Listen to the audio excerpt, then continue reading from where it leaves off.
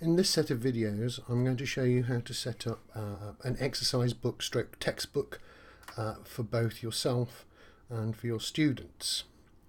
The first thing you'll need to do is set up a group for your students. So each set that you teach should have their own group. So we're going to hop over to Mail and we're going to click on Create a Group.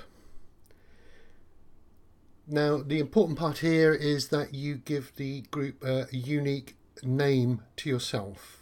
So follow along and see how it goes. So if I click on Next under Create a Group, it's going to have a few questions for me to answer, and the first one is what is the group name. So let's have a fictitious group such as 9KWI. So that would be sort of a computer science group for myself.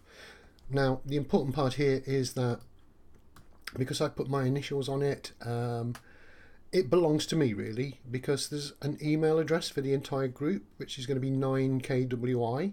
If I'd have just set 9B or 9A and not put my initials behind it, then other teachers couldn't use that, so they would never be able to have a 9A or a 9B. So try to put your initials behind whatever group you are creating. So it's available, so we can use this group name. The next thing we need to do is set the privacy. I don't want anybody in the organisation to see what can happen. Now anybody in the organisation would be people from other groups, so I don't want year 11s mass emailing year 7s. So what I'm going to do is set that to private, and only approved members can see what's going on.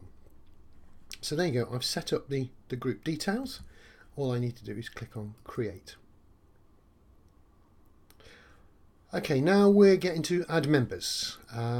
We could choose not now and do it later, that's fine, but I'm going to add them now. The difficulty with this one at the moment is that you have to add each member by name. So you have to go through your set list and add them all in. Hopefully in the future there'll be something that links with Sims that you can just choose a group and you just type in your set and that would do the job. But for now we're going to have to type in each individual one. So I'm going to add myself to the group. Now the minute I start typing, it comes up with suggestions. So it does make it fairly easy to add a set. It only takes a few minutes, but it's still an admin task which is a bit tedious. And I'm going to add another member to the group, student 1. There we go. So I've got 2 members of my group. That's fine. Now all I need to do is click on add. Also, although they appear here, they've not been added to the group yet. They only get added when I click add. So there we go.